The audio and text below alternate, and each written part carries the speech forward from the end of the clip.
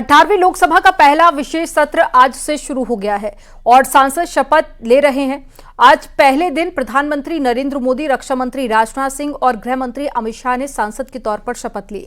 आज कुल 280 नवनिर्वाचित सांसद शपथ लेंगे। तो आज पहला दिन है और ये 3 तस्वीरें आपको दिखा रहे हैं। तीनों तस्वीरें कुछ देर पहले की हैं, जब प्रधानमंत्री नरेंद्र मोदी ने शपथ ली। पहली तस्वीर में आप देख सकते हैं। दूसरी तस्वीर मंत्रियों में सबसे पहले राजनाथ सिंह ने शपथ ली थी और तीसरी तस्वीर आपको दिखा रहे हैं देश के गृह मंत्री अमित शाह, जिन्होंने शपथ ली। संसद का पहला दिन है आज और इस बार का सत्र बेहद अपने आप में खास है, क्योंकि तीसरी बार प्रधानमंत्री बनने के बाद में, तीसरी बार सरकार बनने के बाद में बीजेपी के ये पहला सत्र है और इसके बाद ही विपक्ष इस बार काफी ज्यादा मजबूत स्थिति में है और कई सारे मुद्दे जो कि संसद में रखने की तैयारी विपक्षी पार्टियों की तरफ से भी की गई है।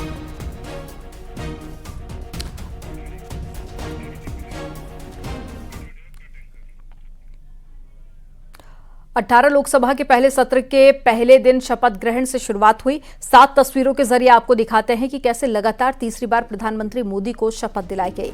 इसके बाद में दूसरे बड़े नेताओं को शपथ के लिए बुलाया गया, जिनमें अमित शाह, राजनाथ सिंह, नितिन गडकरी, शिवराज सिंह चौहान और साथ ही मनोहर लाल खट्टर। इसके अलावा जेडीएस नेता एचडी कुमार स्वामी मौजूद रहे। ये आपको तस्वीरें 7 दिखा रहे हैं। तस्वीरों के जरिए आप देख सकते हैं आज प्रधानमंत्री से लेकर अमित शाह, राजनाथ सिंह, शिवराज सिंह चौहान, मनोहर लाल खट्टर और नितिन गडकरी, एचडी कुमार स्वामी ने शपथ ली।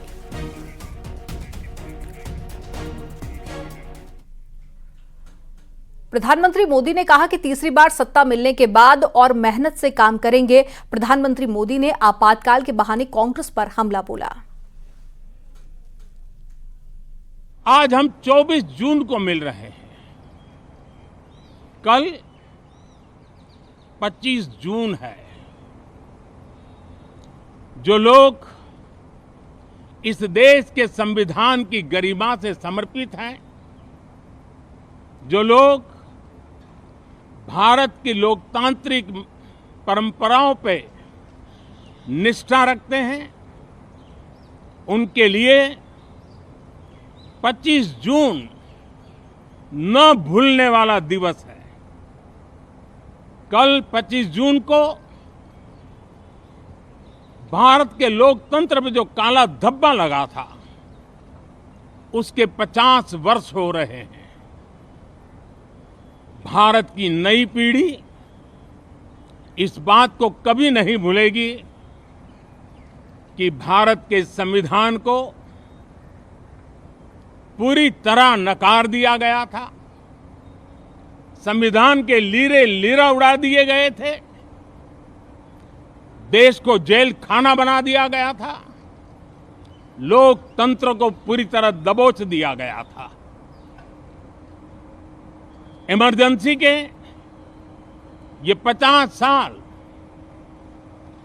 इस संकल्प के हैं कि हम गौरव के साथ हमारे संविधान की रक्षा करते हुए, भारत के लोकतंत्र, लोकतांत्रिक परंपराओं की रक्षा करते हुए देशवासी संकल्प लेंगे कि भारत में फिर कभी कोई ऐसी हिम्मत नहीं करेगा जो 50 साल पहले की गई थी और लोकतंत्र पे काला धब्बा लगा दिया गया था। हम संकल्प करेंगे जीवंत लोकतंत्र का, हम संकल्प करेंगे भारत के संविधान की निर्दिष्ट दिशा के अनुसार जन सामान्य के सपनों को पूरा करना। इस मौके पर प्रधानमंत्री ने विपक्ष को भी नसीहत दी। प्रधानमंत्री मोदी ने कहा कि देश की जनता विपक्ष के अच्छे कदमों की अपेक्षा रखती है और लोकतंत्र की गरिमा बनाए रखने की भी अपेक्षा करती है।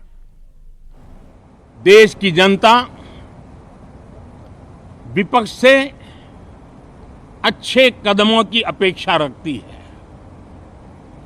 अब तक जो निराशा मिली है, शायद इस 18वीं लोकसभा में विपक्ष देश के सामान्य नागरिकों की विपक्ष के नाते उनकी भूमिका की अपेक्षा करता है। लोकतंत्र की गरिमा को बनाए रखने की अपेक्षा करता है। मैं आशा करता हूं कि विपक्ष उसमें खरा उतरेगा। साथियों, सदन में सामान्य मानवी की अपेक्षा रहती है डिबेट की, विजिलेंस की। लोगों को अपेक्षा नहीं है कि नखरे होते रहे, ड्रामा होते रहे, डिस्टर्बेंस होता रहे। लोग सब्सटेंस चाहते हैं, स्लोगन नहीं चाहते हैं। देश को एक अच्छे विपक्ष की आवश्यकता है, जिम्मेवार विपक्ष की आवश्यकता है। और मुझे पक्का विश्वास है कि इस 18वीं लोकसभा में हमारे जो सांसद जीत करके आए हैं, वो सामान्य मानवी की इन अपेक्षाओं को पूर्ण करने का प्रयास करेंगे। वहीं प्रधानमंत्री मोदी के तीसरी बार शपथ ग्रहण पर सीएम योगी ने एक्स पर लिखा, लोकसभा सदस्य के रूप में लगातार तीसरी बार शपथ लेने की प्रधानमंत्री नरेंद्र मोदी को हार्दिक बधाई। आपके यशस्वी नेतृत्व में आत्मनिर्भर भारत, विकसित भारत की संकल्पना साकार हो रही है और ये तीसरा कार्यकाल 140 करोड़ देशवासियों की आकांक्षाओं और अमृतकाल के सभी संकल्पों को पूर्ण करने वाला सिद्ध होगा।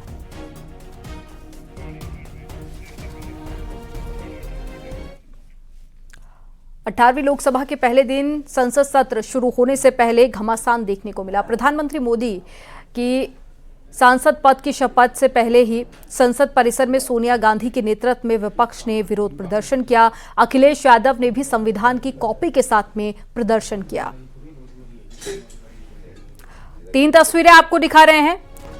पहली तस्वीर सोनिया गांधी के नेतृत्व में कांग्रेस के तमाम बड़े नेता प्रदर्शन करते हुए, और दूसरी तस्वीर प्रधानमंत्री नरेंद्र मोदी ने जब शपथ ली उस दौरान की आपको दिखा रहे हैं। और तीसरी तस्वीर में अखिलेश यादव संविधान की कॉपी लेकर समाजवादी पार्टी के नेता प्रदर्शन करते हुए नजर आए, और साथ ही जो अयोध्या से सांसद हैं उनका भी हाथ पकड़ते हुए अखिलेश यादव चलते हुए नजर आए थे।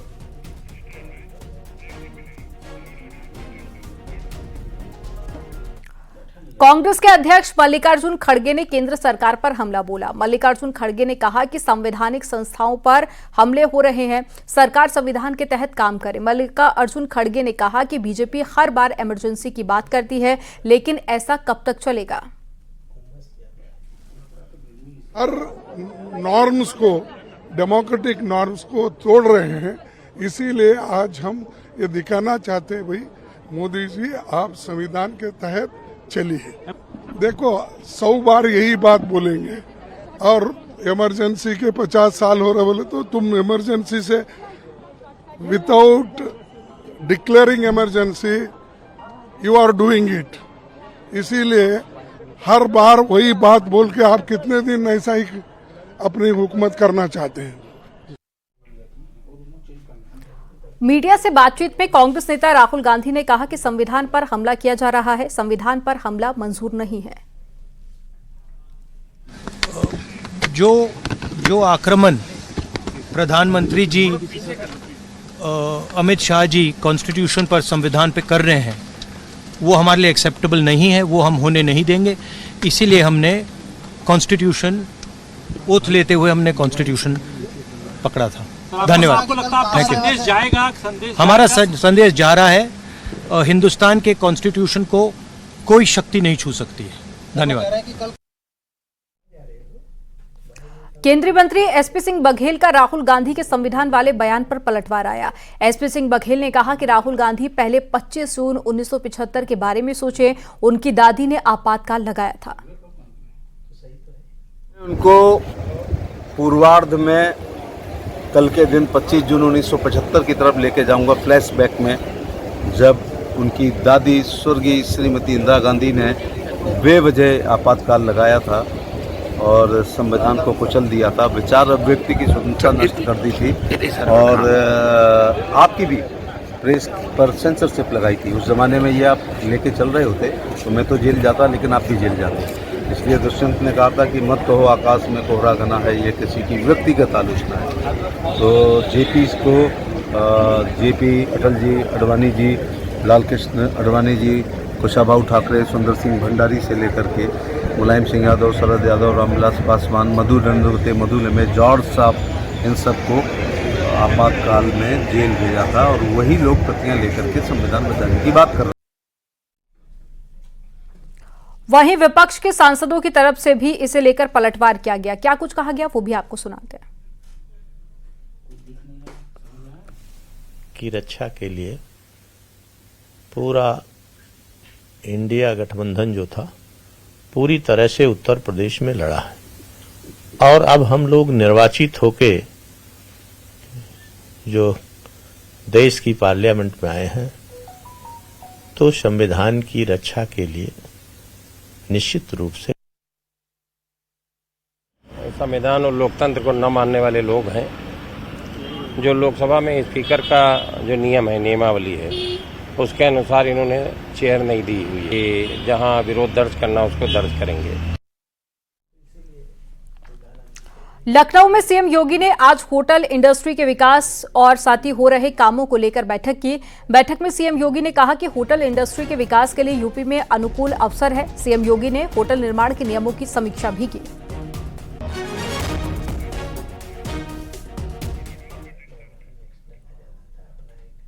दिल्ली के सीएम अरविंद केजरीवाल को सुप्रीम कोर्ट से कोई राहत नहीं मिली है। सुप्रीम कोर्ट ने केजरीवाल को नियमित जमानत देने से इनकार कर दिया है।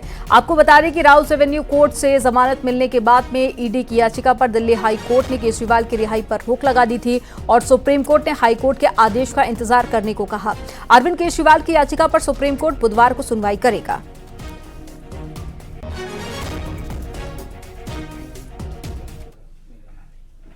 लोकसभा चुनाव के बीच में आकाश आनंद की आक्रामकता को देखते हुए मायावती ने अपने भतीजे को अपरिपक्व बताया था और इसके साथ ही आकाश आनंद से मायावती ने सारी सियासी शक्तियां भी छीन ली थी। लेकिन 0 सीटें और साथ ही घटे वोट प्रतिशत ने मायावती को 2 कदम पीछे हटने पर मजबूर कर दिया है। इसी से जुड़ी एक रिपोर्ट आपको दिखाते हैं।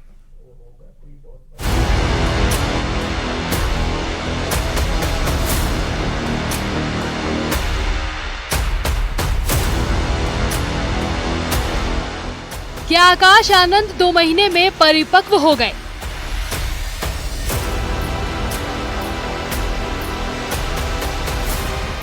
क्या मायावती को भतीजे पर फिर भरोसा हो गया?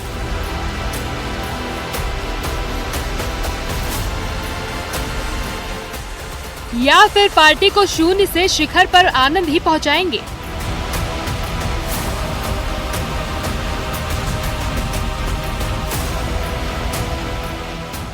क्योंकि बसपा सुप्रीमो मायावती के भतीजे आकाश आनंद की राजनीति में री एंट्री हो चुकी है।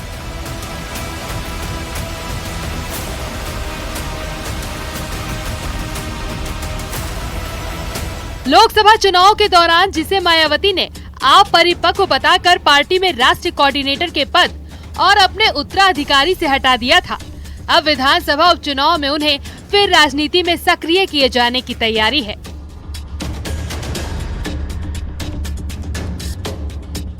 यूपी समेत अन्य राज्यों में होने वाले विधानसभा उपचुनाव के स्टार प्रचारकों की लिस्ट में मायावती के बाद दूसरे नंबर पर आकाश आनंद का नाम है।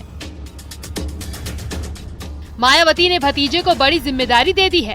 आकाश आनंद बीएसपी के नेशनल कोऑर्डिनेटर बन चुके हैं। स्टार प्रचारकों की लिस्ट में दूसरे नंबर पर आकाश का नाम है। विधानसभा उपचुनाव के लिए उन्हें जिम्मेदारी मिली है। बीएसपी सभी विधानसभा उपचुनाव लड़ेगी। लोकसभा चुनाव के दौरान आकाश आनंद के प्रचार अभियान को काफी आक्रामक माना गया था कि बाबा साहब और माननीय साहब श्री काशीराम जी के सपनों को वो इस प्रदेश में नहीं बल्कि पूरे देश में लागू करके उनके सपने को पूरा कर सके। उनके कुछ भाषणों की काफी चर्चा हुई थी। ऐसे ही एक भाषण के बाद एफआईआर भी दर्ज हो गई थी।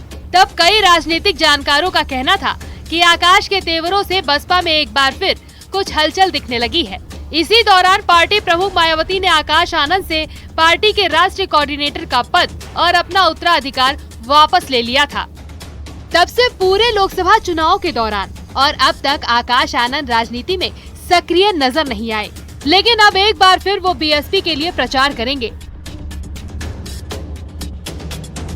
क्योंकि जिस तरह से मंच पर वो दिखाई दिए, साथ में आनंद कुमार जो उनके सगे भाई हैं वो जिस तरह से मंच पर दिखाई दिए, तो ये दोनों बातें इस बात की तरफ इशारा करती है कि आने वाले दिनों में बहुजन समाज पार्टी का जो पिलर होगा राइट और लेफ्ट का, वो आनंद कुमार और आकाश आनंद के बीच में होगा। यानी मायावती जी, उनके भाई, उनके भतीजे या फिर आनंद कुमार के लड़के भी आकाश आनंद ही हैं। तो कुल मिलाकर के तमाम चीजें इनके इर्द गिर्द ही चलने वाली हैं।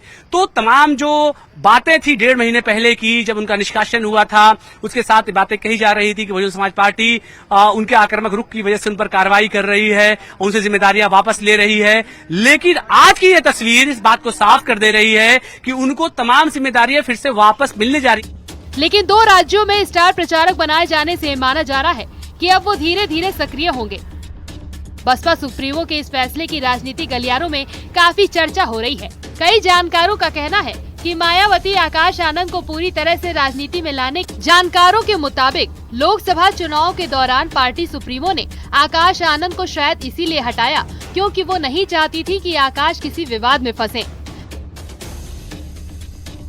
रणनीति बनाई है आगे 2027 में पूर्ण बहुमत की सरकार बनाना है। सभी कार्यकर्ताओं के लिए आकाश आनंद जी को जो जिम्मेदारी थी वो बहाल कर दी गई। जी सभी चुनाव लड़ेंगे, जो सामान्य चुनाव हो चाहे उपचुनाव हो, सभी चुनाव पर बहन जी ने कहा है चुनाव लड़ेंगे। आकाश आनंद जी को उत्तराखंड की भी जिम्मेदारी दी गई है, पूरे देश की पद पर बहाल करते हुए माननीय बहन जी ने उनको नेशनल कोऑर्डिनेटर बनाया है और अपना बहन जी ने उत्तराधिकारी बनाया है। पूरे देश की जिम्मेदारी रहेगी उनके, पूरे देश की जिम्मेदारी दी है माननीय जो आगामी चुनाव आने वाले उपचुनाव उसको लेकर कोई दिशा निर्देश। बहन जी ने कहा कि हम सभी उपचुनाव लड़ेंगे, जहां जहां यूपी में लड़ेंगे। बसपा पिछले कुछ समय से मान्यवर काशीराम जी का जो बताया रास्ता था, उस रास्ते को भूल गई है। कहीं न कहीं वो अन्याय करने वाले लोग, जो आरक्षण को समाप्त करना चाहते हैं, जो बाबा साहब के संविधान को कमजोर करना चाहते हैं, उनके साथ प्रत्यक्ष अप्रत्यक्ष रूप से खड़ी नजर आई। इसलिए आज देश की राजनीति में बसपा की जो दुर्दशा है, उसके लिए अगर कोई जिम्मेदार है तो बसपा की खुद की नीतियां जिम्मेदार हैं। आकाश आनंद पहले भी यूपी के बाहर दूसरे राज्यों में पार्टी के लिए अहम जिम्मेदारियां संभाल चुके हैं। इस बार भी रणनीति यही है कि पहले उन्हें दूसरे राज्यों में सक्रिय किया जाए, फिर धीरे धीरे यूपी में भी वो सक्रिय नजर आने लगेंगे। 2027 के विधानसभा चुनाव तक उन्हें पूरी तैयारी के साथ मैदान में उतारा जा सकता है। Bureau report, news 18। वहीं जिम्मेदारी मिलने पर आकाश आनंद ने ट्वीट करते हुए लिखा, बहुजन समाज के उत्थान के लिए सर्वस्व त्याग करने वाली, बाबा साहब के मिशन के लिए समर्पित करोड़ों दलित बच्चों के सपनों को साकार करने वाली बहुजन समाज की प्रेरणा स्रोत आदरणीय बहन जी मायावती जी, उनका आशीर्वाद प्राप्त हुआ। आदरणीय बहन जी ने एक अहम जिम्मेदारी दी है, उसे पूरे जी जान से निभाना है।